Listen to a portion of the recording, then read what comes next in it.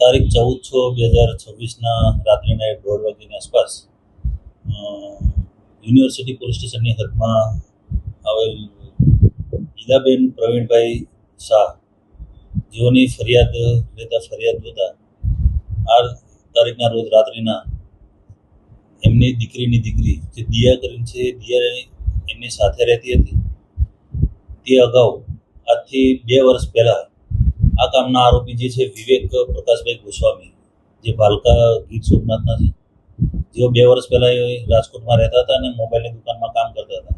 તે દરમિયાન આ કામના જે બેન ફરિયાદી છે, મરણ જનાર છે, એમની પૌત્રી, એમની બેની વચ્ચે પરિચય થયેલો. પરિચય થયા બાદ બંનેમાં પ્રેમ સંબંધ થયેલો. પ્રેમ સંબંધ થયા બાદ આ એની પૌત્રીની માતા તેમજ એમના નાના નાની એમને પ્રેમ સંબંધ એટલો બધો મંજૂર ના હોય. ત્યારબાદ આ એમની જે પૌત્રી દિયા અને જે આરોપી છે, જે લવ મેરેજ કરી અને હાલના આરોપી જે વિવેક ગોસ્વામી છે એ ભાલકા ખાતે દિયાને લઈ ગયો.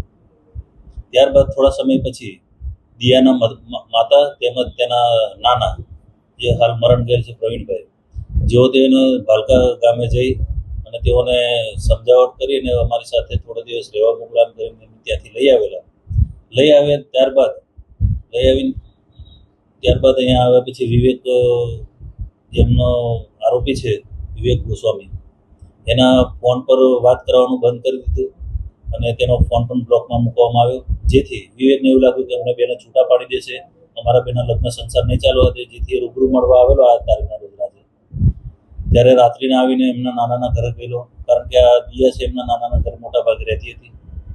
નાનાના ઘરે જઈ અને દિયા ક્યાં છે એમ પૂછતા કીધું કે હાલ દિયા નથી, તારે શું કામ છે? જેથી બોલાચાલી થઈ. બોલાચાલીમાંથી ઝપાઝપી થતા આ હાલના આરોપી જે વિવેક ગોસ્વામી છે તેઓને પોતાની પાસે છરો કાઢી અને તેની નાની જે હાલના ફરિયાદી ઈલાબેન અને મરણ જનાર પ્રવીણભાઈ શાહ બંનેને આડેધડ છારીના ઘા મારી, જેમાં પ્રવીણભાઈ છે જેમના નાના એમનું મૃત્યુ થયેલું છે અને ઈલાબેન ગંભીર રીતે ઘવાયેલા છે. જેઓની ફરિયાદ લઈ યુનિવર્સિટી પોલીસે ફરિયાદ લઈને તપાસ હાથ ધરી છે. આરોપીની ધરપકડ કરી લેવામાં આવી છે અને હાલ યુનિવર્સિટી પીઆઈ જાતે આ ગુનાની તપાસ કરી રહ્યા છે. હાલ તપાસ ચાલી રહી છે, પણ 2 વર્ષ પહેલાં પરિચયમાં આવેલા ને ત્યારબાદ આ લોકો લવ મેરેજ કરી અને પછી ત્યાં ભાલકા ખાતે રહેવા ગયેલા. હવે હાલ આરોપીની ધરપકડ થઈ છે. આરોપીને અને ફરિયાદીના બધાના નિવેદન ચાલુ છે, જેથી વધુ ઘનિષ્ઠ પૂછપરછ તેમજ રિમાન્ડ પણ મેળવવામાં આવશે.